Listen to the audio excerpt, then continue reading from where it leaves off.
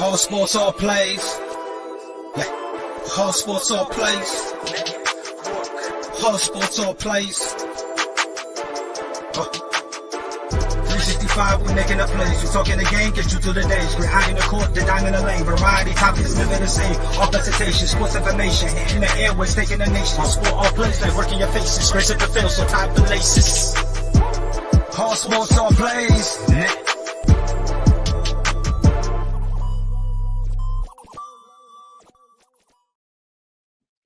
Good morning. Welcome to the ASAP College Breakdown. I am Ray Cruz. I'm waiting for my co-host, Dre to get in here. I know we've been waiting for 4 weeks. I had some issues, some medical issues and stuff like that I had to take care of. I am back at full force right now. Still a little groggy in the voice area, but we're here to give you a good show. We're going to do a little bit of different of a show today. We're not going to have a college pick'em breakdown like we usually do, where we pick the winners and stuff like that. We're going to go ahead and break down some of the games today on the college show, but we're also going to do a little bit of different things here. Since I've been away for a while, it's not fair for Dre because Dre's already down a little bit here in this college pick'em, and he wouldn't have a chance to come back and try to take the lead on me. So I just want to be fair in that situation there with Dre and do what I need to do here. So we're going to be a little bit of difference here today. We're just going to go and break down some of the games, some of the key matchups. We're going to talk about some of the coaching firings and settlements that Jimbo Fisher and Texas A&M key there. Franklin at Penn State got a renewal. And we're going to talk about a latest breaking that I have found on the internet that Texas A&M is going to offer Kirby Smart, the Georgia head coach, the richest college coaching contract offer in college history, to try to persuade him out of Georgia to Texas A&M, and hopefully bring that same success he had at Georgia over to Texas A&M, hoping that money will persuade him to come. So that's going to be that's an interesting thing that I've seen on the internet. Our coaching rumor for Texas A&M, that Kirby Smart name has come up, and they are prepared to send the boosters after him with the richest contract offer in college football history, to try to sway him from Georgia to Texas A&M and try to bring that same pedigree that he brought to Georgia to Texas A&M to make Texas A&M a dominant college program. So that's going to be up on the talk. Hopefully Dre will join us here momentarily, and we'll get everything up and running here in just a few minutes. Just doing a little bit of housekeeping right now. So how's everybody doing? What games you want to pick? What games you want to talk about? Put them in the comments sections. We and Dre will break them down for you, and we will let it be an interactive program today, letting you direct what games we are going to talk about today on the All Sports, All Plays College Breakdown Show. So we'll get back to you momentarily here, right after these break. All sports, all plays. All sports, all plays. All sports, all plays. 365, we making up plays. We talking the game, get you to the days. We're high in the court, the dime in the lane. Variety topics, living the same. All presentation, sports information. Hitting the airways, taking the nation. All sport, all plays, like working your faces. Grace at the field, so tie the laces. All sports, all plays. All sports, all plays. We on top of our game. All sports, all plays. All sports, all plays.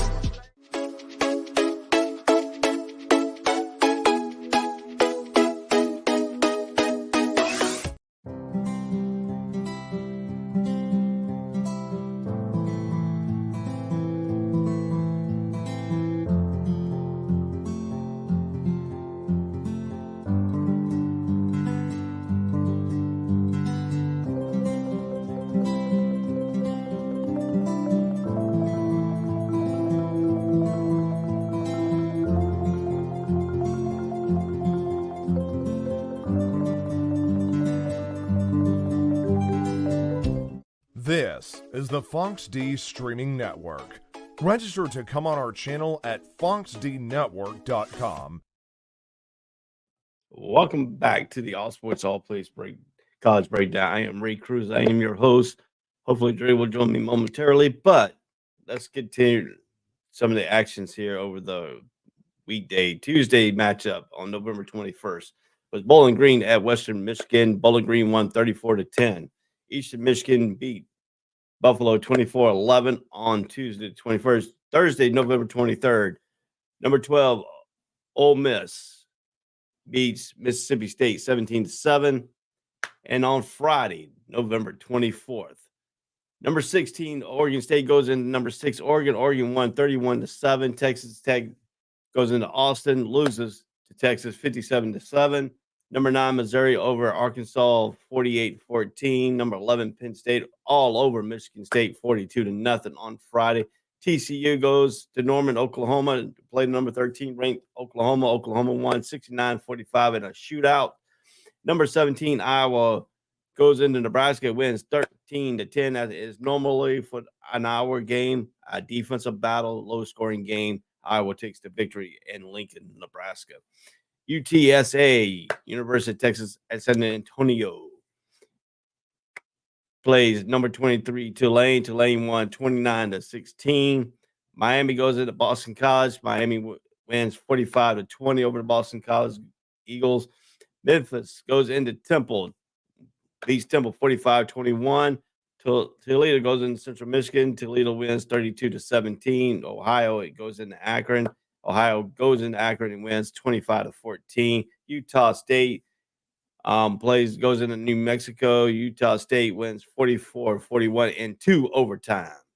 Air Force goes into Boise State. Boise State wins 27-19. So that leaves today's matchup. We have a lot of games here. Let's see here. No. Don't need no promotion. Sorry about that. People just do get on here and want to provide some promotions.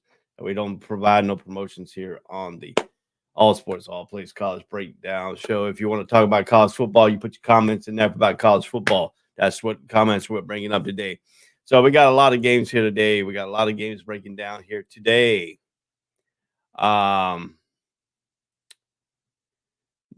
Big game. Number 2, Ohio State at number 3, Michigan. We're going to be talking about that today. Kentucky goes into Louisville today. A big game here at 12 o'clock. These are all games at 12 o'clock on Fox TV. Will be Ohio State versus Michigan at 12.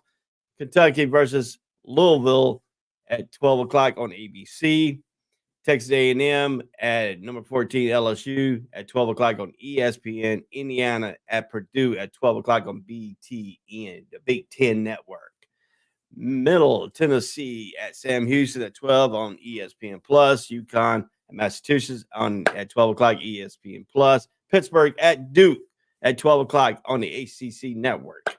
Houston at UCF at 12 o'clock on FS1. Navy versus SMU at 12 on ESPN2. Troy at Southern Miss at ESPNU. Northern Illinois at 12 o'clock plays Kent State at ESPN Plus. Miami, Ohio at Ball State at 12 p.m. CBS Sports Channel. Florida Atlantic at Rice at 1 o'clock ESPN Plus. Wake Forest at Syracuse at 2 o'clock CW Network. So, and some more big games later on today. Vanderbilt at number 21 Tennessee at 3:30. That's on the SEC. Number 25 Liberty at UTEP.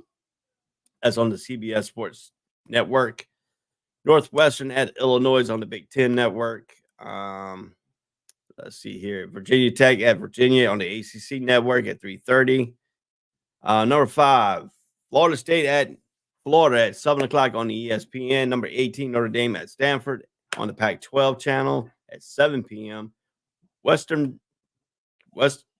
Virginia at Baylor at FS1. South Alabama at Texas State on the NFL Network. Number 1, Georgia goes into Georgia Tech at Bobby Dodd Stadium at 7:30 ABC. And number 24, Clemson goes into South Carolina at 7:30 on the SEC Network.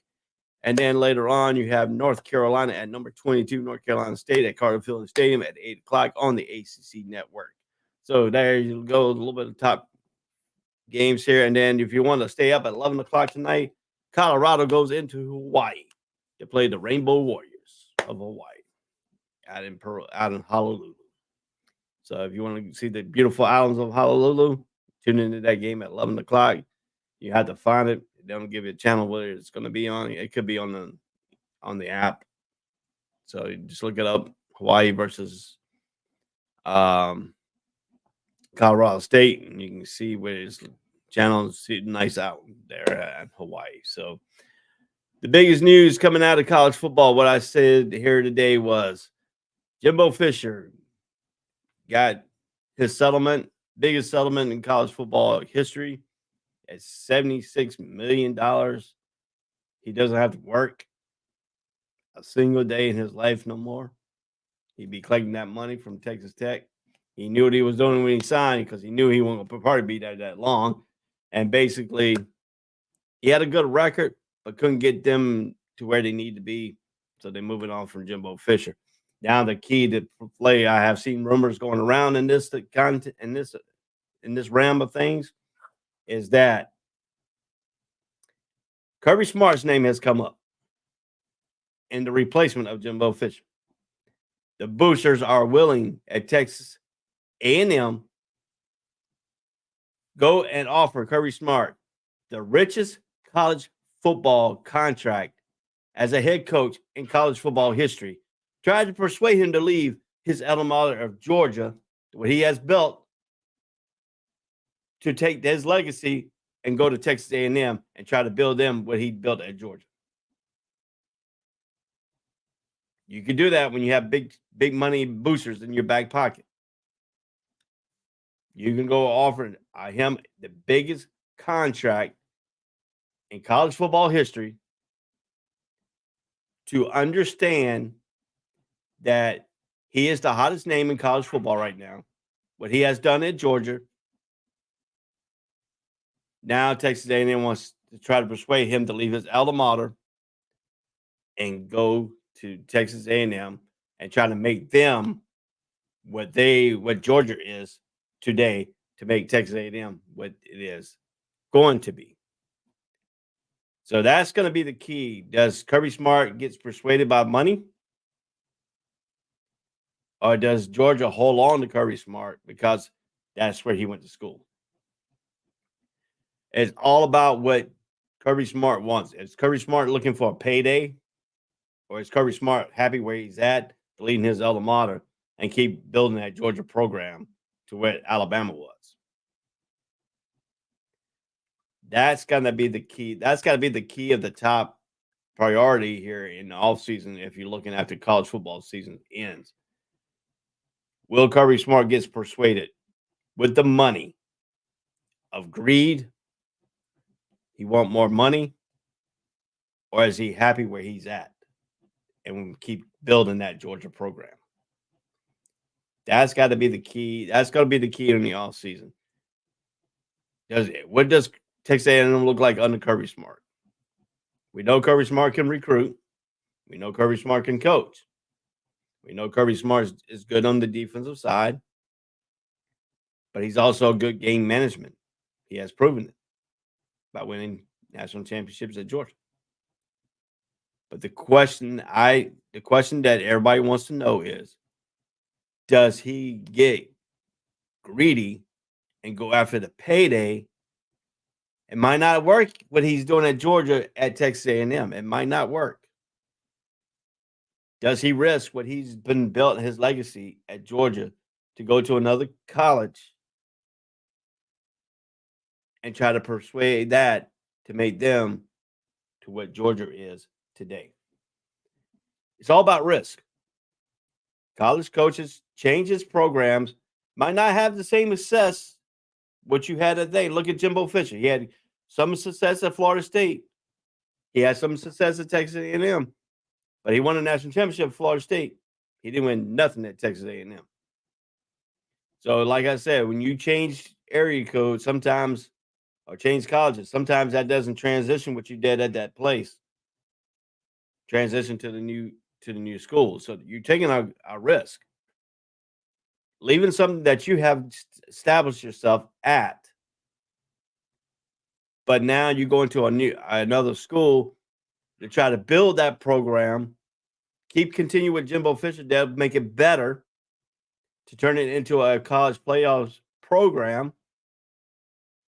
Now, he might have name recognition, but does he carry his staff with him? Well, are they willing to leave where they're happy at to go follow him to Texas A&M? Or is Kirby Smart, or just a new point, and Kirby Smart's going to stay at Georgia? Excuse me. So what do we look at here? What do we look at in this case of scenarios of coaching changes? Now, Penn State, on the other hand, went out and kept Ron Franklin. Ron Franklin's produced at Penn State, but he hasn't turned Penn State around to that top tier program. He's winning there. Now, you made him a big contract. Contract to 2031 is he's good for. He got an extension all the way to 2031. He's locked up. Now, in that time frame, can Ron Franklin take Penn State and move them up to the next tier? We got him into a winning level now. But Penn State is that college that needs to be in that tier. It needs to be up in the upper tier. It needs to be in that college playoffs every year. Penn State is one of the elite, used to be one of the elite programs. Winning national championship. Haven't done it since Paterno. Since all that stuff that happened at Penn State. He's turning it around a little bit. He's got it back to the winning program. But now we need to see them step it up and get into that echelon with Michigan, Ohio State, Georgia, Texas. We need to see them step back up into that upper tier with the Big Ten moniker behind them. So if you're looking at certain things here in college football, the coaching thing, but let's take a look. Let's take a deeper dive into this here.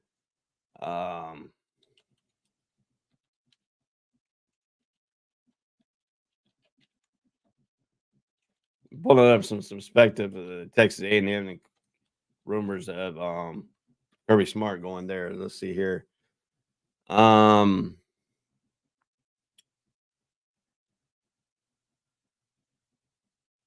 Let's see here. Trying to find it if I can see here. Oh, here we go. Here we go. Let's talk about a little bit of the college buyouts here. Okay. If Texas A&M wants to take Kirby Smart away from Georgia, Georgia has a $92.5 million buyout. $92.5 million buyout. So it's going to take the richest. It's going to take the richest program to come in with the alternate score to get him away from Georgia. $92.5 million is a buyout for Kirby Smart at Georgia. Next one on the list is Brian Kelly at LSU, $70 million. His contract expires in 2031.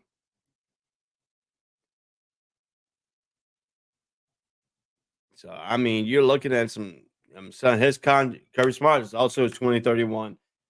You know, Mark Rich had a $4.1 million buyout in 2015 at Georgia when Kirby Smart replaced him. Ed Ogeron had a $16.9 million buyout in 2021 when Brian Kelly came in. James Franklin, Penn State, $64.5 million. His contract expires in 2031 now. He could owe Penn State $6 million if he leaves for the NFL this year. So if the NFL comes calling, he could pay $6 million to Penn State if he wants to go to the NFL. Dabo Swinney at Clemson, $64 million. His contract expires in 2031. If Swinney took another job this year, he will owe Clemson $5 million. If the job was Alabama, where he was a walk-on, he would owe $7.5 million back to Clemson. So he has to pay if he goes to like at Alabama or to any other college. He will have to pay Clemson. Matt Rule at Nebraska, $62 million. His contract expires in 2031. He signed in 2022. Nebraska requires a payout only 90% of remaining contract value, but his predecessor, Scott Frost, has a $15 million buyout in 2022. Mark Stoops at Kentucky, $51 million. His contract expires in 2031. Kentucky requires to pay only 75% of remaining contract value, but his predecessor, Joker Phillips, has a $2.5 million buyout in 2012. Josh Heupel at Tennessee, $46.5 million. Contract expires in 2029. Signed in 2023. Tennessee pay buyout is $12.6 million to Jeremy Pruitt in 2020 and $8.3 million to Butch Jones in 2017. Ryan Day at Ohio State is only $46 million. His contract expires in 2028. Signed in 2022. An NFL team or any other college will have to pay Ohio State $4.5 million if it were to hire Ryan Day before February 1st, 2024. Nick Saban at Alabama, $45 million. Contract expires in 2030. Signed in 2021. Alabama will owe Saban 48 months if he were fired or for a number of months remaining if contract is within 4 years of expiration. And then the last one on the list is Dan Lanning. Oregon, $44 million is his buyout. Contract expires in 2028, signed in 2023. And an NFL team or any other school will have to pay Oregon $20 million to hire him at any point during the contract term. So there you go.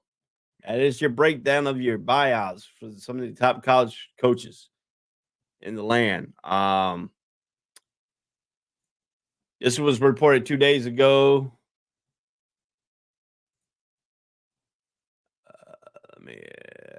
I got a pop-up blocker here on. So let me see if I can get the. I don't see it, but all right. So well, let me get to that part. All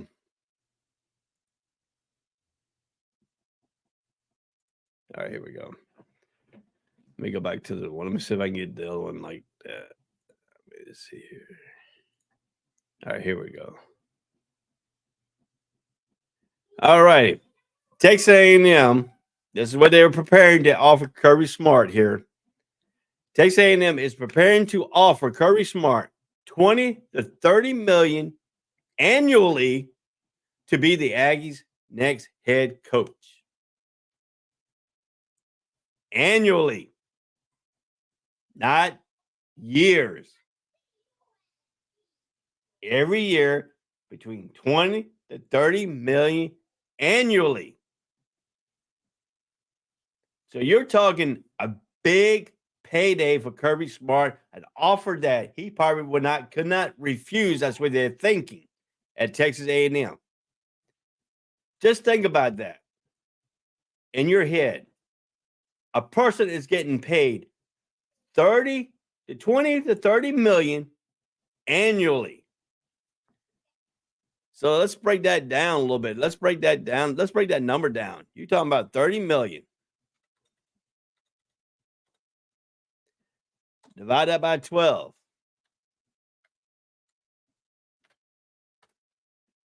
You're looking at $2,500,000 a month.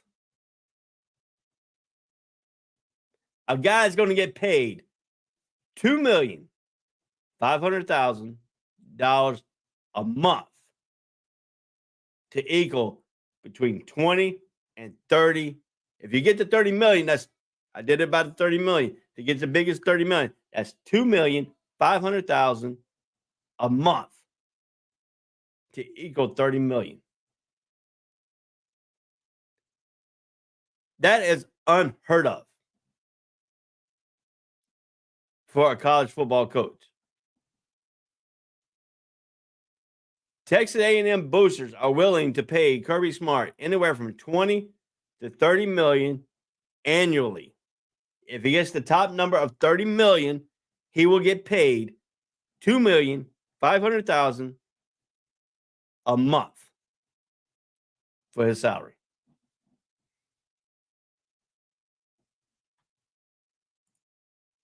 And Billy Buzz Smith, hi Ray, how you doing, man? I'm doing good. I'm here. I'm back. Yes, that is going to be a huge payday.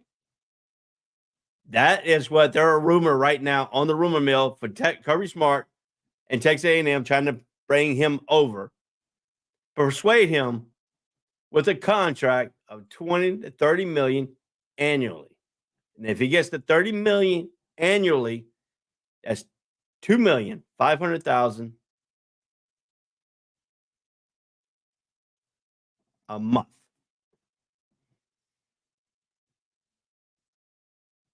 How would you like to have that money coming in?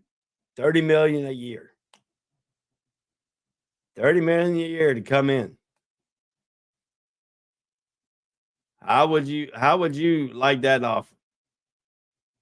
Put in your comments if you want that offer. If you like to have that offer right there, what Kirby Smart is about to get, or about to present it to him after the college football season by Texas A&M.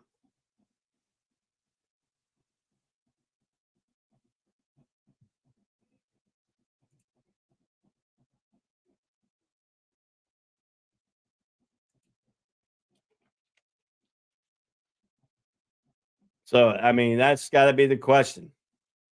That's got to be the talking point of college football right there. Who in the right mind? And Billy, yeah, 25 million. I'll be happy with 20 million. Shoot. 20 million?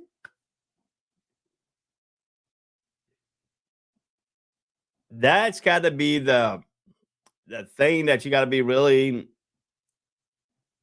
really concentrating about. I mean,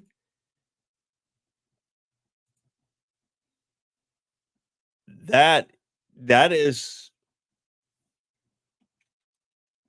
Let me do something real quick here. All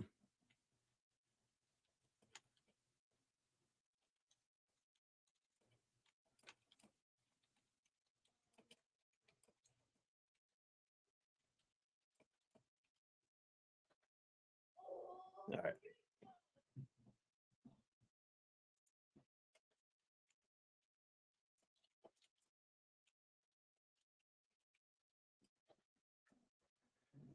All right. So 20 million, dude. 20. Let's figure out the least. If he gets to 20 million, let's see how much he will get. We know how much he will get. Let's divide that by 12. You're looking about. It's all like 6666 numbers. It's like $1,666,000, 600. So you're looking about, if you round it up, about 1,700,000, 1,000,000, 700,000 a month. So that's good for me. I mean, you can live off that. You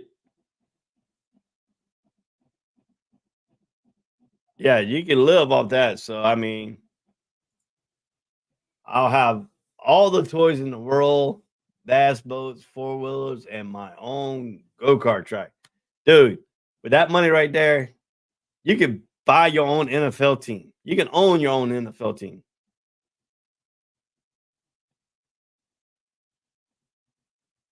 All you got to do is save it up. Probably about 7 years. You'd be close. You'd be in the billions of dollars. You'll be getting close to where you can go buy your own NFL team. You have a good bargain chip. You can go out and get the money, get a loan, and you can pay that loan back. Get your an NFL team.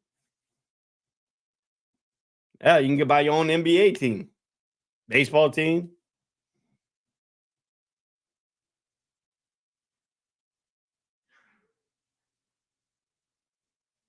I mean, that is the thing that you can really. That's the thing you really can concentrate about, dude. That money right there will set him up for life. The money he's making now is probably setting him up pretty good too. But the question is, does Georgia come back and counter offer that money? I don't think Georgia has enough to counter off that money. But like I said, buy a sports network. Yeah, you can buy that too. But the question that really on the thing is Kirby Smart in it for the money, or is he in it for the school, or is he in it for where he is right now? That's going to be the big key. That's going to be the key. People are going to say if he does take the Texas A&M job, it was for the money. It was for the greed. Some people say, oh, he took the money because he wanted to better his life. You could do it. You could put that spin to it. Or he took the money, or he took the job because he thinks Texas A&M could be a better landing spot. It could be a better choice than being at Georgia. So a lot of things that people are going to think about if he does take this job away, if he leaves his alma mater of Georgia and goes to Texas A&M. He's just making a lateral move into the SEC to Texas A&M. But what the people in Georgia would think if Kirby Smart would do that?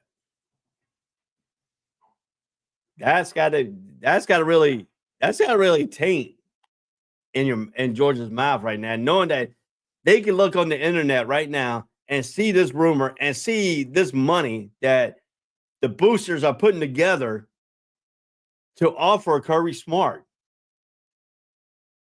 knowing that Georgia cannot match that kind of money. Ain't it great to be in Texas to have all those old guys, those rich millionaire boosters that we pay their hard-earned money getting gas? They're getting rich off of us. Can now go out and try to persuade one of the best college football coaches that we got the money. We're going to drop it on your plate. We're going to put it out there, and we're going to try to persuade you to move from Athens, Georgia, to College Station in Texas.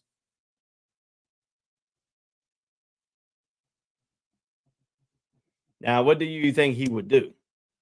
I say he would stay in Georgia. Now, there's some good analysis right there. What do I think I do? My opinion is Kirby Smart, I think he has allegiance to Georgia. He went to school there. I think that's a kind of a vibe. He started the program to get it back to where it was when we had Herschel Walker. Took some of that time and tribulation to get it in there, got that national championship. He knows he can win at Georgia. He don't need the big money support because he can recruit. He has proven that time and time again that he can recruit players at Georgia to keep Georgia dynasty going. So, to me, the money is in the pudding. But sometimes when people take the money and walk away from the situation they're at right now, does not turn around and go immediately have that success at Texas A&M. We don't know how Jimbo Fisher left that program.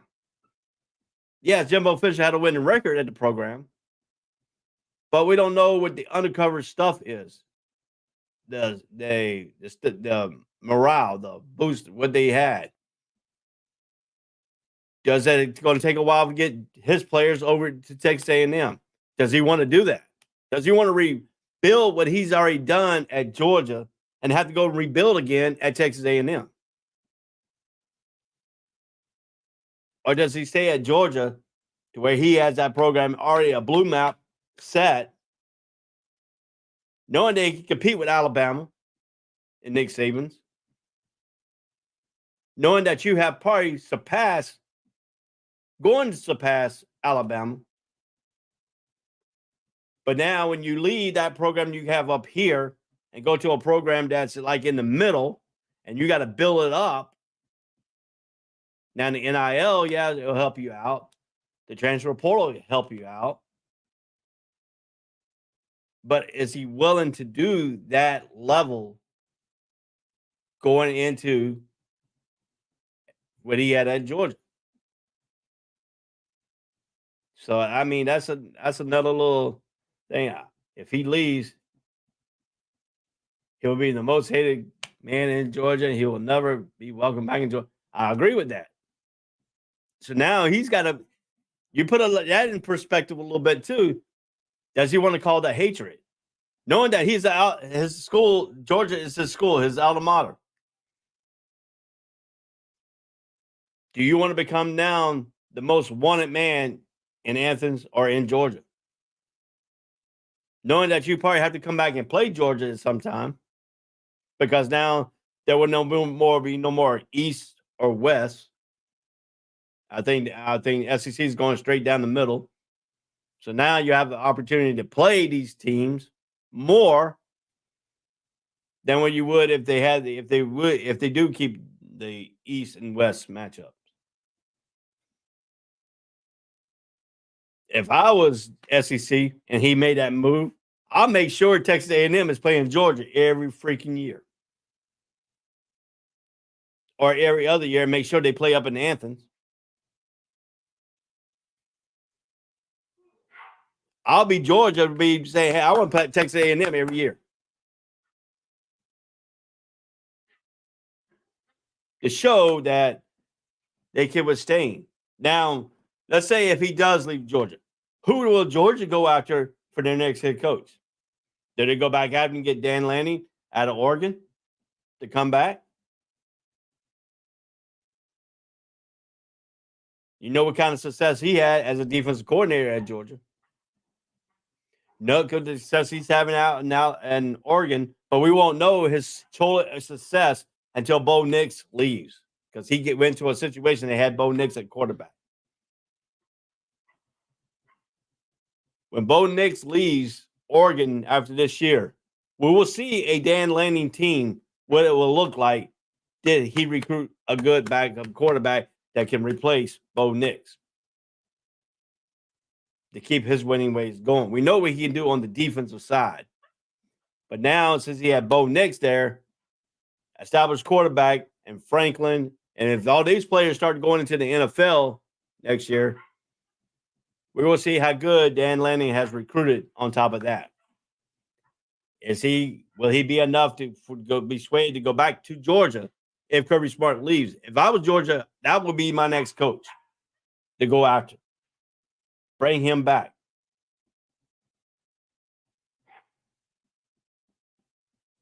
That's what I would do if Kirby Smart does leave to go to Texas A&M. Because you still have that working relationship with Dan Lanning. He didn't leave on bad terms.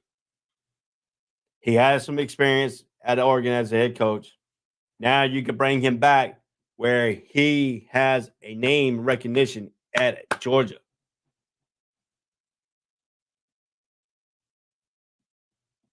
So I'll leave you with that ponder. You can ponder that real quick here. I'm going to take a quick break real quick, and I'll be right back. This is the All Sports, All Plays College Breakdown. Sorry for being away for 4 weeks, but we're back live and we're running right now.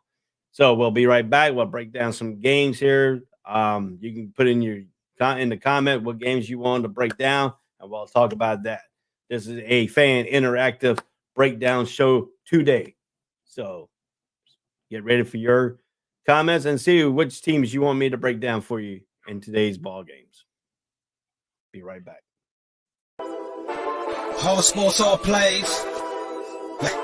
All sports, all plays. All sports, all plays. 365, we making up plays. You talking the game, get you through the days. We're high in the court, the dime in the lane. Variety, topics, living the same. All presentation, sports information. In the airways, taking the nation. All sport, all plays, like working your faces. Grace at the field, so tie the laces. All sports, all plays. All sports, all plays. Network. We on top of our game. All sports, all plays. All sports, all plays.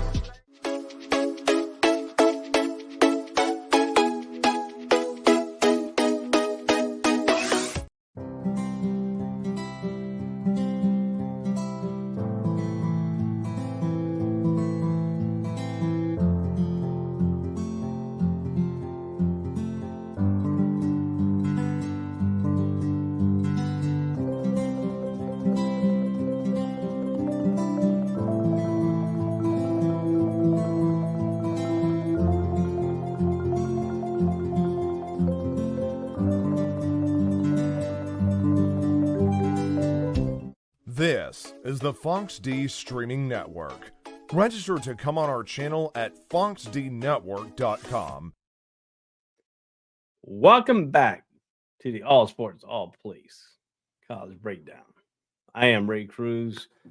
I am back after 4 weeks of being gone. Hopefully, Dre has just seen the link. Hopefully, he'll pop in here in a few minutes and we'll go a little bit of college breakdown. So, I mean, if you want to go ahead and tell me what games you want to for me to break down, you go ahead and leave it in the comments section. We're going to break down some of the games today here. And we're going to probably start with the main one, which is number 2, Ohio State at number 3, Michigan here today. We're going to get some of that game broadcast here for that. It's going to be a cold game, though. Just think about it. I live in Florida. It's probably about between 53 and 60 degrees here today in Jacksonville, Florida. We live up the northern part of Florida, so we get the Georgia wind, northern winds. It makes it a little bit chilly down here in Florida. Ann Arbor, Michigan. If you're going to be in Ann Arbor, Michigan today for the big house, for the Michigan and Ohio State game, bring your coats. It is going to be partly cloudy, 37 degrees in Michigan today for this game. So bring your warmers, your gloves, bring all that stuff with you today for this game. Well, if you look at the quarterback comparison, McCord for Ohio State is 211 completions out of 318, 2,899 yards, 22 TDs, 4 interceptions. JJ McCarthy is 175 out of 237 for 2,335 yards, 18 touchdowns, and 4 interceptions. Henderson, 118 carries, 794 yards, 10 rushing touchdowns for Ohio State. Crum, 180 carries, 888 yards, and 20 touchdowns. He only needs 112 yards to go over 1,000 yards rushing for Crum. Henderson needs a big day to get closer to it. But the key factor in this ball game is going to be the Michigan's corner versus Marvin Harris Jr. with 62 receptions for 1,093 yards and 13 touchdowns. And Billy says he's got 3 of my 4 teams parlay is Georgia with 24, Bama with 13.5, and Ohio State plus 3.5, and might take Arizona at a minus 10.5. I mean, yeah, that looks pretty good. That looks doable for Georgia. That looks doable for Alabama. Plus 3. Yeah, that looks doable. Could be doable for Ohio State. Arizona at minus 10. They're playing Arizona State rivalry game. That might be a little bit of a touch and go. I think that could be a closer game than most people think. I think Arizona could win, and you could only win either by 3 or 7 points. I don't know the big gap of 10. It could be interesting there on that last of your parlay there of your 3 of your 4 teams. So, I can see Alabama doing, I can see Georgia doing, I can see Ohio State doing it, but Arizona, that's going to be a little bit of a touch task because they are playing Arizona State rivalry game. Usually a rivalry game could commence either way, be up on that top of the line. Arizona State wants to beat Arizona. Could damage a little bit of their reputation there because Arizona is ranked this week. So while we're doing that, let's bring up the rankings here. Let's see here. Let's do the AP rankings here. There you go. That's the AP rankings going down at the bottom right now. So, all right. So we're looking at some of this stuff here. ESPN matchup predictor has a 55.3% Michigan's going to win to 44.7% Ohio State. What is going to be the key of this game today? It's going to be the quarterback situation for Ohio State. Can Ohio State offensive line keep him upright? Marvin Harris is going to be the man. It's going to be the X factor that Michigan needs to ask for. That means they need to roll a second coverage guy, put a safety over the top, put him a corner underneath him, play him intermediate. That means it's going to be no man on man coverage. I don't think Michigan has a cornerback that can keep up with Marvin Harris Jr. That's the key that I look at right now. Ohio State's defense has to take care of Crum. If Michigan gets Crum going on the run, play action pass will kill Ohio State's defense today.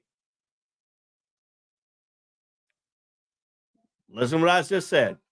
If Crum gets going for Michigan, Ohio State will get burned on play action pass. It has happened before. Ohio State. How does Ohio State defend? Put 8 men in the box and make McCarthy beat you. You have to take one of the poisons away. I'd rather have McCarthy try to beat you than have Crum run all over you. If Michigan gets the running game going, Ohio State is deceptive on their defense to bite in on the play action pass. It will hurt them. Now, on the other hand, Michigan, if Marvin Harris gets going and they can't stop Marvin Harris, it's going to kill Michigan. Michigan has to see what Ohio State has to see what Michigan's defense is doing to Marvin Harris. That can leave Henderson open because you're not putting 8 men in the box. That's the difference. That is the difference when you have a playmaker in Marvin Harris Jr., where Michigan does not have that playmaker. Wilson is their leading receiver at 37 receptions, 612 yards, and 10 touchdowns. So if you're looking at the situation here, Ohio State can put 8 men in the box because you want McCarthy and the receivers to beat you. Do they have the stamina that can beat you? You need to take Crum out if you're Ohio State's defense and day. You need to preach that this week. That's the week you need to preach. You take him away. You take the biggest threat of the play action pass away. You can tee off on McCarthy because you have more passing opportunities when you play 8 man in the box. Michigan defensive coordinator does not have that luxury to do that on this against Ohio State. That's the beauty of Ohio State's offense. You take away of teams that are trying to take your run away because you got the dangerous man. And Marvin Harris Jr. out there in the wide receiver. You have great hands, speed, good route runner. He's a shade of his dad. His dad was a great route runner in the NFL. He could beat you on the excessive speed, but he was also a good route runner. He has taught that to his son. His son is a good route runner and also can blaze you deep too. He can take over a ball game.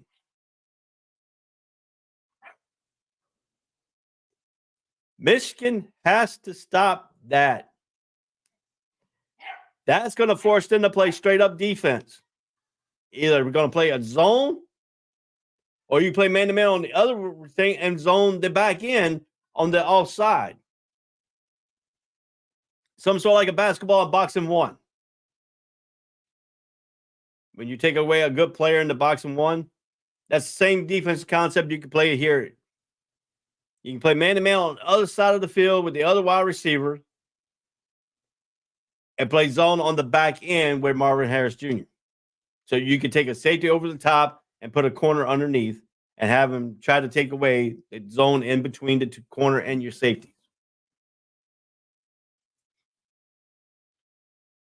That's going to be the key what Michigan's defensive coordinator has got to put up with.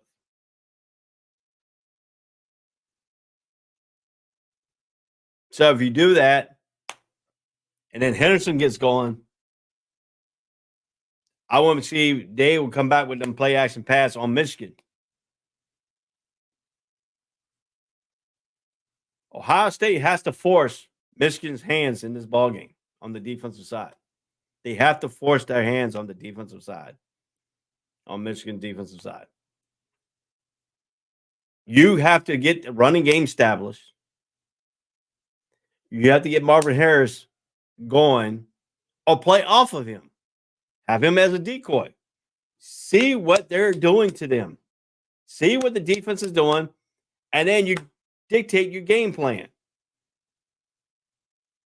Now, the question is, do they move him into the slot a little bit here? Try to force him up on the safety.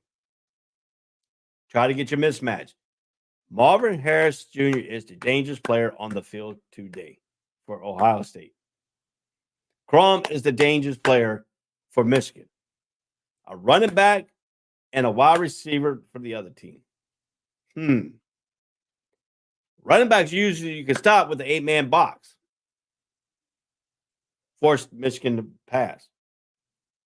If Michigan cannot get the running game going, that play action pass game will not work today.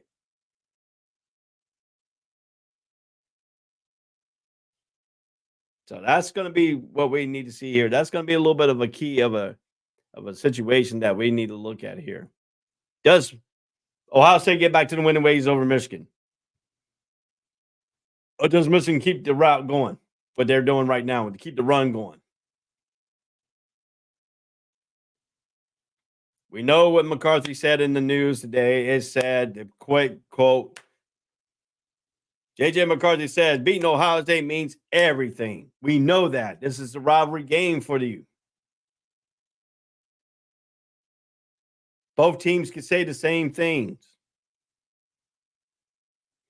The college playoffs will be at stake here today. The second-ranked Buckeyes plays the third-ranked Wolverines on Saturday at the Big House today. So there you go. What is the big matchup for the day on this one? The college playoff rankings is involved in this game today. Does it eliminate both teams? Does it eliminate one team? Possibility it could. Possibility can leave that door open for Alabama to leap all the way back into it.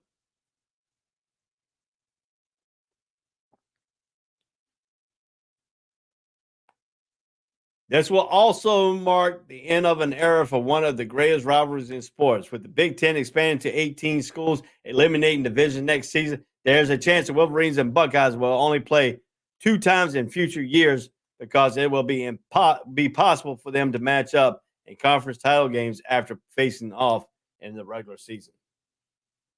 There you go. All of what's in stake today.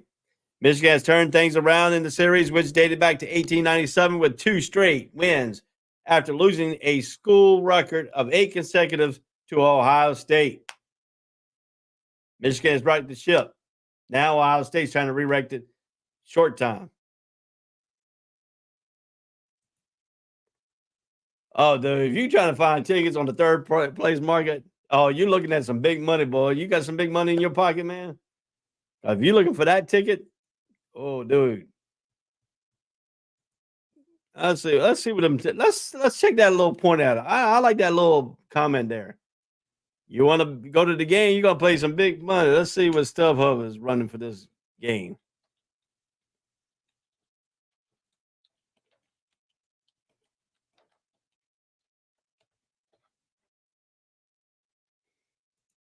All right, let's check what StubHub is running for this game here. Let's go here.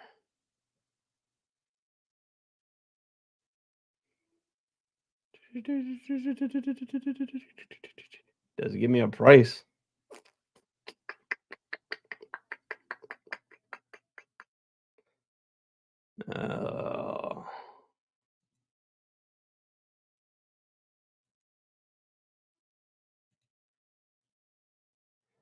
It won't give me because I have Jacksonville set up. It won't give me. All right, here we go. All right, dude. All right, it's 540 tickets remaining on StubHub.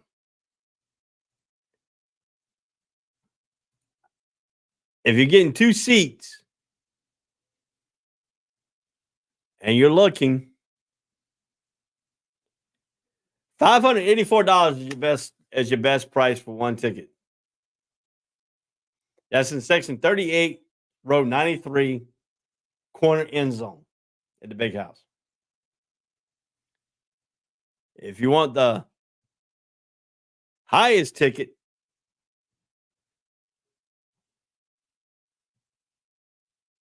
what do you think the highest ticket is going to be?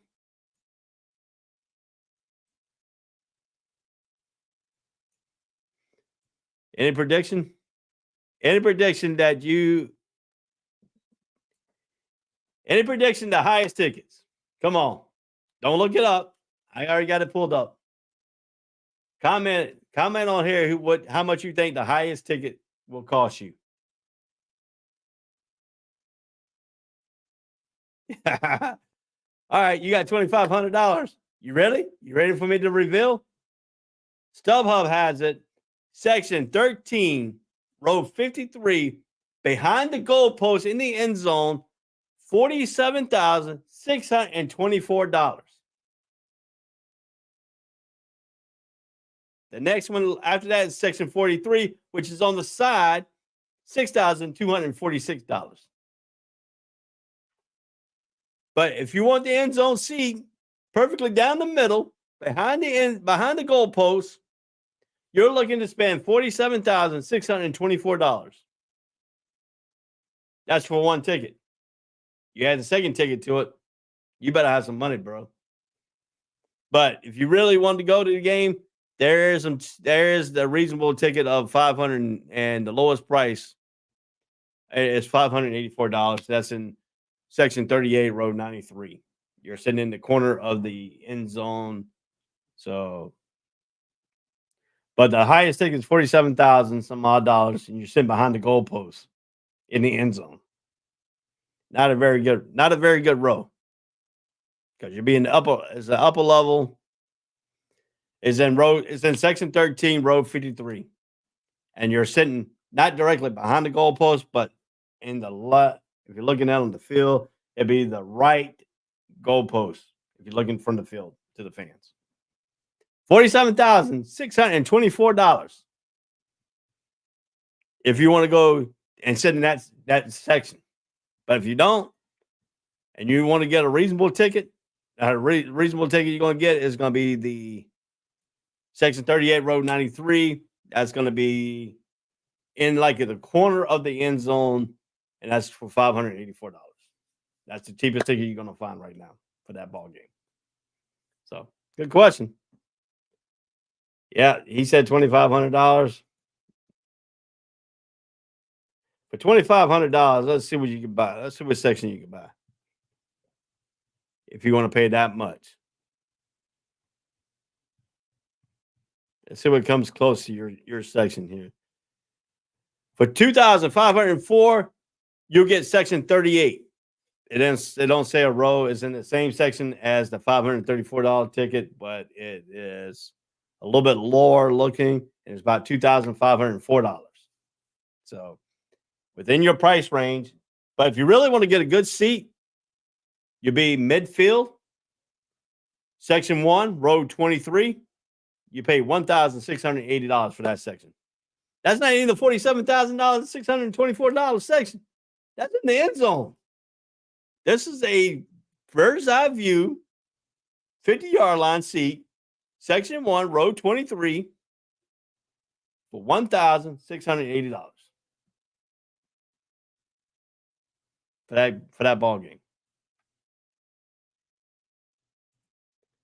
Yeah, TV will be a better seat because you'll be nice and warm in your house. You ain't got to go out in the cold. You'll be no crowd sitting in front of you.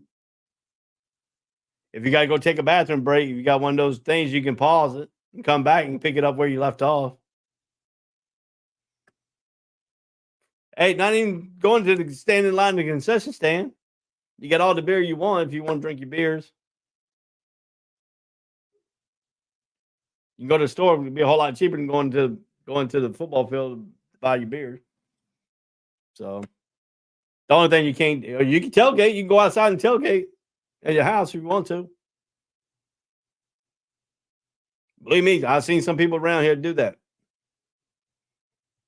You'll tailgate at their house, act like they're at the football game. Or some of them they go to the stadium and tailgate and don't even go to the game. They just watch it on the TV outside the stadium. They just want to be in the atmosphere.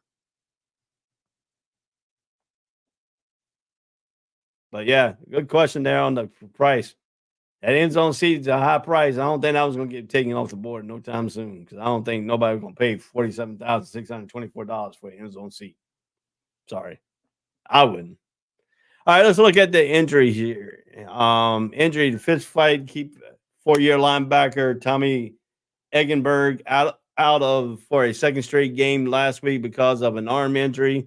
They had convinced Eggenberg, perhaps the top player on one of the college football best defense, that is important to have him healthy this week rather than risk injuries or on senior day at Ohio Stadium. Tommy will bring every single ounce of his personal toll to this game, and he will fight to defend our honor, defensive coordinator Jim Knowles said.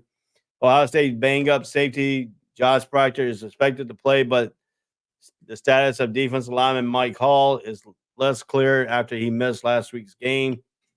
McCarthy said playing in the previous game was a little bit rough after getting injured in the victory at number 9 Penn State, but insists Monday that he feels fantastic.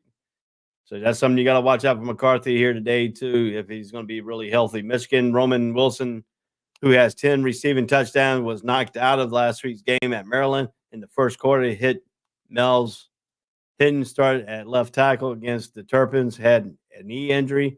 Filling in for Ladarius Henderson, who missed the game with injury, linebacker Michael Barrett, second leading tackle on the top-ranked defensive team, left Maryland with the left shoulder wrap. Should be good to go. Morris said when asked about the injury players. So that's a little bit of the injury updates there for this game here that they got listed. So everything's going to fall on this. This is what it's going to come down to. Can J.J. McCarthy carry the Michigan's offense without having to establish a run in quorum? Because if Ohio State takes that quorum away, that's what you're going to be left with. All right. And he said we'll be back. Cool. So that's got to be the situation that you're looking at here. That's the situation that you're really going to look at in this contest. Is Corum going to be really going to be effective in this ball game if the 8-man front comes into tradition? Or does Ohio State ban the 8-man front and think they can take it on the corners and keep Corum in check with the 4-man? So I would like to see them mix it up a little bit, not go straight into the 8-man, kind of mix it up and see what Corum does in the first quarter. Then you can develop that 8-man front if you have to, or if your 4-man is doing what you need to do to get the running game stopped. The key to stopping running games really is your linemen's got to take up the blocks so they can't get to your linebackers, can't get to your second level. If Michigan's linemen can come off the line and hit the second level, that could set your running back up for success. The key of that is that means Michigan is dominating the line, getting off the blocks, and going into the second level where they need to go for the run game to continue to be effective. Now, if that continues to happen all game, then you can see them develop that 8-man front, and that could change the complexity of the game. So now what you want to do is you don't want to show your hand up front, really, what you want to do in the first quarter. You want to let that spread a little bit in the game, but you also don't want to spread it too much because at halftime, Michigan can go in there and establish something to change that.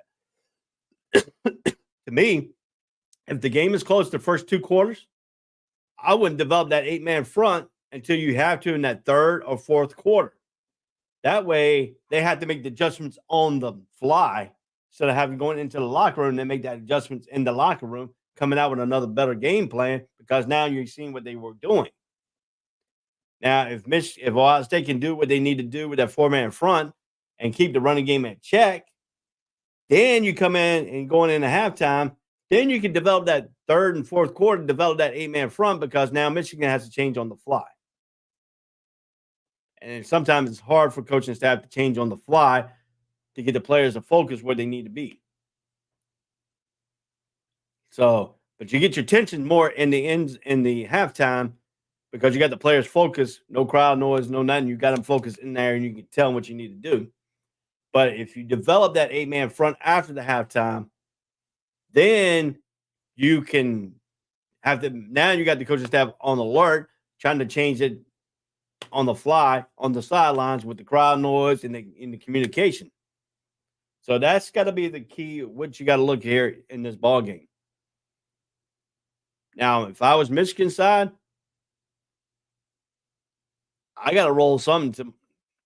Like I said, Marvin Harris is going to be the biggest factor in this ball game for Ohio State. You have to take him away somehow, some way. Force the other wide receivers to step up. Force Henderson to beat you. Now that could play into Michigan's hands too, because Michigan's got some good defensive linemen who can take up the blocks and let the linebackers come in and make the hits on the running back. If that gets going,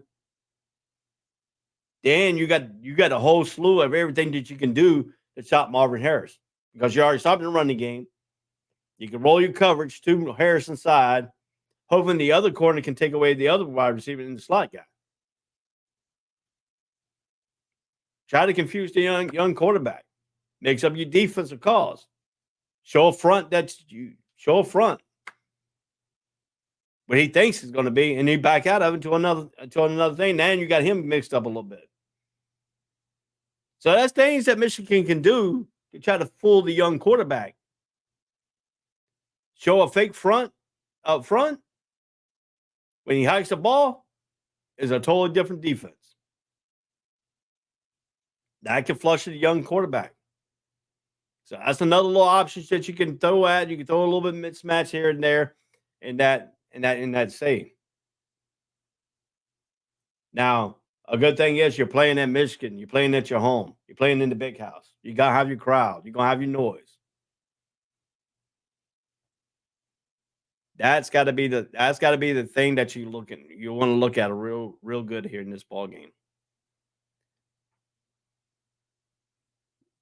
Like I said, this could be the last time that you see 3 times. It could be a 3-time matchup for Ohio State, because the school is spending to 18 teams. They're going to demand the division. You're going to play it during the regular season, so it's going to be hard for you to come back and play in that championship matchup, championship game. Now, and another thing is Jim Harbaugh will not be on the sideline for this team for the third straight Saturday, serving the final game of the Big Ten suspension for being charged of a program that conference says broke sportsmanship policy with a sign steal scheme. So he's been suspended. We know he got suspended at the beginning of the season with a hamburger thing with the recruit. Now he's got suspended for this stealing the sign signal thing. This is serving his last game suspension. He'll be back for the playoffs or be back for the conference championship. So without Jim Harbaugh on the sideline, you got the coach who's been doing pretty good in the replacement, following the game plan. But you have Ryan Day, who's been established as a head coach. Offensive coordinator Shannon Moore will fill for Harbaugh, who also has missed the first 3 games because of a school suspension for breaking NCAA rules. The matchup against Ohio State and Coach Ron and Ryan Day. So you got to build your myth in that thing. For the second straight year, the Buckeyes come in 11-0, 8-0 in the Big Ten, number 2 in the college playoffs. Wolverines come in 11-0, 8-0, ranked number 3 in the college playoffs. Will have a perfect record when they meet. So one team is going to come out of here with a loss. So that's got to be a little bit of a thing here. And I'm going to switch it over to now you got the college football playoff rankings there. There you go. That is up-to-date rankings for the college playoffs, all the way up through the top from number 1 to number 25. So you can look at that too. So my take today, I think Michigan could win this ball game, but it's going to be close. I think it's going to be the 3 points. I think it's going to win by a field goal at the end. I think it could come down to that. But like I said, which team is going to establish their identity first? We know that Ohio State's identity is Marvin Harris Jr. We know Michigan's identity is is Corn at the running back. So you got two different keys here. Corn gets going early and keeps going. I can establish that play action pass. Ohio State defense is susceptible to the play action pass. We have seen it in the past. That's what has killed Ohio State against Michigan the last few times, was the play action pass. That's got to be the key. They don't want the play action pass to be involved in this ball game today. That means you got to take the running game of Michigan away. So, but I think Michigan could win. It will win probably about 3 points. It'll be a field goal at the end. All righty. Let's move right along here. In this ball game here, let's see what the next game here. Where we want to go here. Do we want to go to Louisville and Kentucky to watch Kentucky? Talk about Kentucky. That is the line on that is Louisville by 7.5. Over and under is 49.5. The Michigan is 3-point favorite by Michigan. Over and under is 45.5. You're playing the over and under in that ball game. Texas A&M is going into Baton Rouge, Louisiana at Tiger Stadium. LSU is favored by 12. Over and under is 67.5. And that batting line at 12 o'clock. This is all the top 25 teams right now. I'm going over. Also at 3:30, number 8, Alabama goes into Auburn and Joe and Harris Stadium in Auburn, Alabama. Temperature is going to be 65 degrees. Alabama is favored by 13. Over and under is 47.5.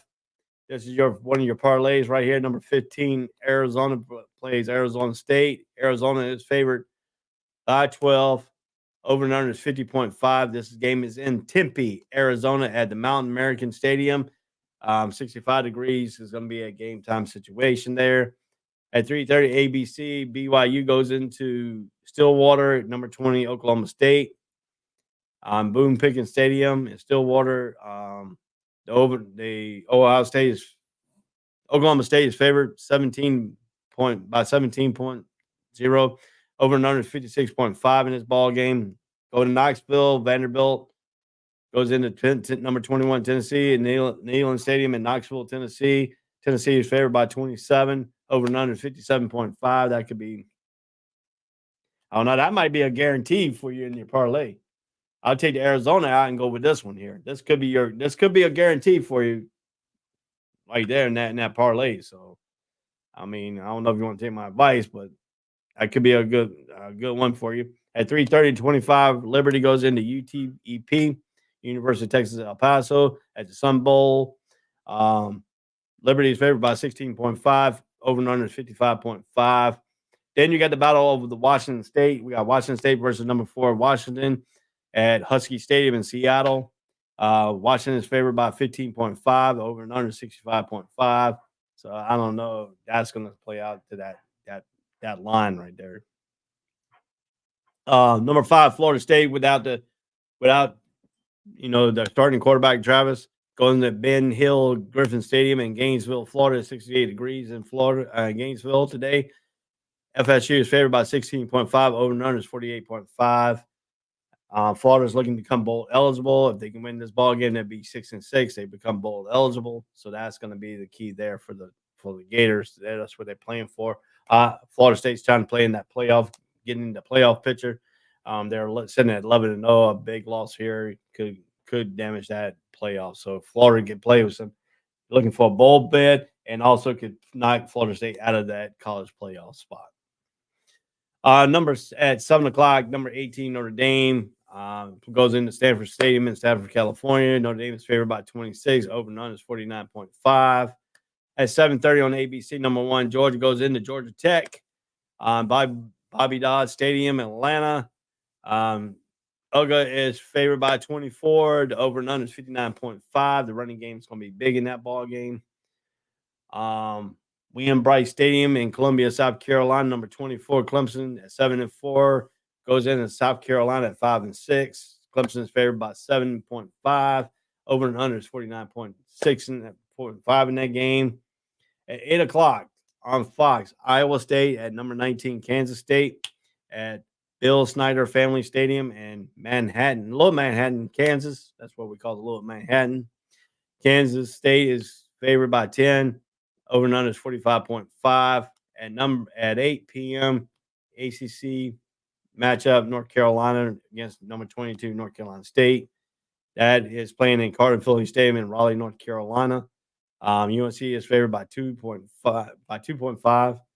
Over and under 55.5 there. So there you go. That's your top. All the top ranked teams are playing today, and that is your line of score today. So I don't know how long my throat will hold up here since I'm the only one on the show today. So I might have to call a little bit early because of throat issues. I'm going to keep going the best I can to keep rapid going here. So let's go take a look here. Let's take a look at some of the games here. Let's take a key look here. Let's go to Texas A&M at number 14, LSU.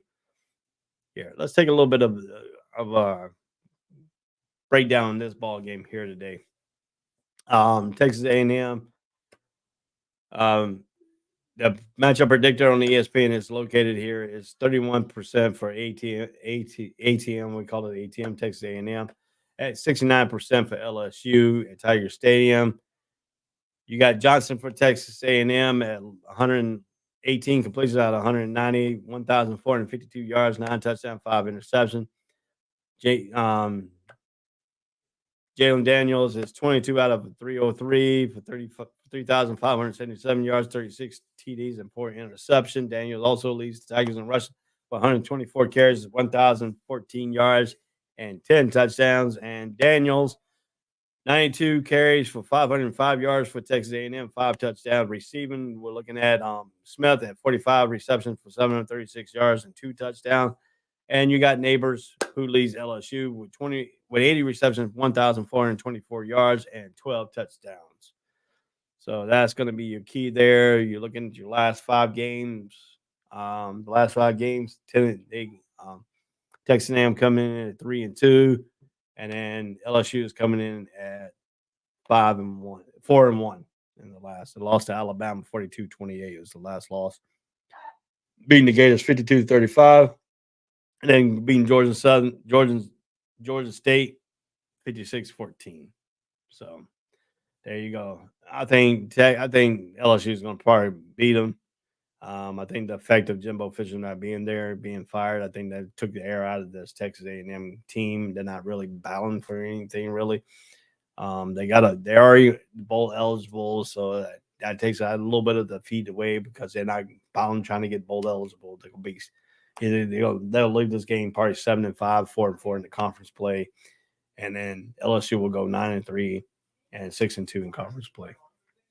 So there you go. That's a little bit of my run on this ball game here. I think this is going to be a little bit of a mismatch, but we'll get a little bit of a preview here.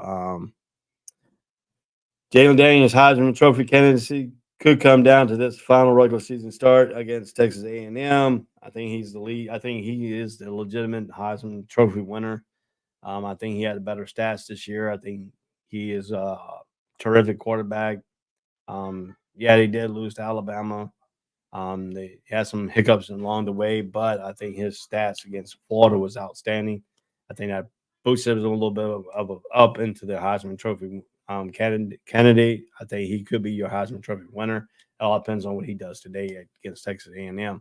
So if Texas A&M really wants to play something about try to knock Jalen Daniels out of the Heisman Trophy, is trying to conduct his stats a little bit here today. That's going to be. But if you look at Jalen Daniels' count last week again, Georgia State, 8 touchdowns, 509 yards total yards, 417.4 per game. And just second player in SEC history to throw for 3,500 and rush for 1,000 yards in the season. Texas A&M, Johnny Manziel did it first in 2012. Daniels also leads the country in TD passing, 36, TD counts for 46, and rushing yards by a quarterback, 1,014 yards. He leads in all of those categories. In the process, Daniels has done things no one has ever seen, such as when He passed for more than 350 yards and rushed for more than 200 yards in the same game against Florida on November 11th. So now against a defense that has been allowing 286.5 yards per game, which features players like Birdneck Awards semifinals and Edgar Cooper, who happens to be from Covington, Louisiana. So he's going back home into Louisiana. And then you got Cooper, a linebacker, has 12 tackles for losses and 7 sacks in 6 SEC games that he played. His 16 tackles for losses, all games lead in SEC, and is tied for 10th nationally. He is the strength of their defense. Kelly says you certainly have to do a really good job in protecting him. So they're going to be rolling some protection on him. The Aggies have won their lone game since firing Coach Jimbo Fisher. That was against Aberdeen Christian with the defensive line coach Elijah Robinson serving as the head coach. Kelly said the Tigers must guard against big distraction by Fisher's firing, taking the Aggies lightly because of it. You can spend the day thinking, well, yeah. So we know how that goes. The receiving duo LSU is the only team in the nation with 2 semifinals for the Kickoff Award that goes to the nation's most outstanding receiver. McLean Nabbs leads the nation 1,424 yards receiving this season, and Brian Thomas leads the nation in TDs with 14. There's 2,443 yards and 26 touchdowns are the most among any wide receivers combination in the NCAA and top tier football subdivision. So, all right. So I'm about to give them throw a little break here. So I got LSU winning this ball game. I think they're gonna win it by 2 touchdowns. That's my opinion here. I think they're gonna take care of what they need to take care of at home. I think James Daniels is gonna have a bigger game than what most people think. I think Neighbors is gonna have an outstanding game. I think the defense is gonna crumble for Texas A&M because they're gonna roll that coverage, their protection over to Cooper, and I think that's gonna handle the Texas A&M line. So that's what I look at right there on this ball game. So we'll be right back here on the All Sports All Plays Network after these messages. All sports, all plays. All sports, all plays. All sports, all plays. 365, we're making up plays. You're talking the game, get you through the days. We're high in the court, the dime in the lane. Variety, topics, living the same. All presentation, sports information. In the airways, taking the nation. All sport, all plays, like working your faces. Grace at the field, so tie the laces. All sports, all plays.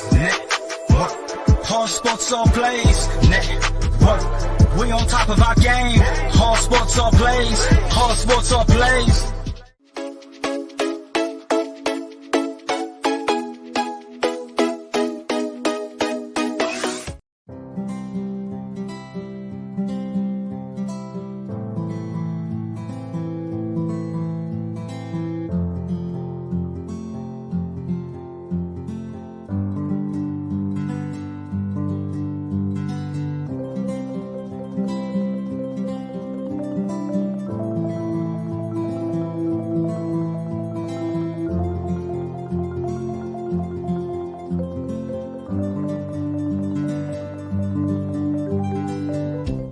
This is the Fonx D Streaming Network.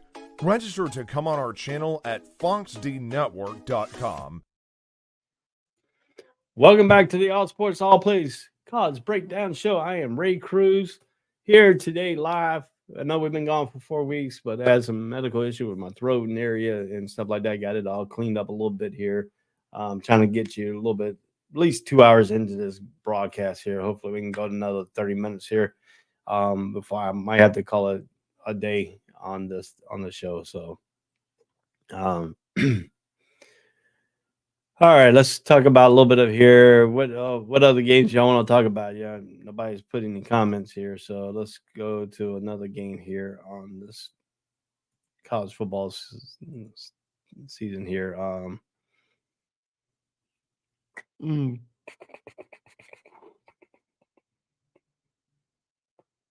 Let's talk about the Florida State and Florida game here today.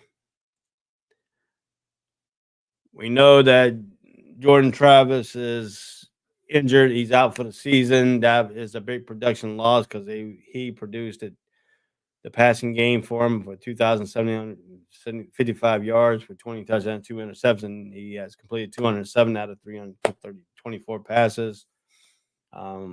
He was in that title run for that Heisman, but I think the injuries cost that for him a little bit here. Benson, the running back, is going to have to carry a little bit of heavy load. Travis Etienne,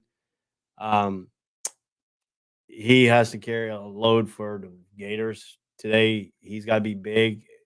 FSU does have great run defense, so that's going to be a little bit of a toss-up here.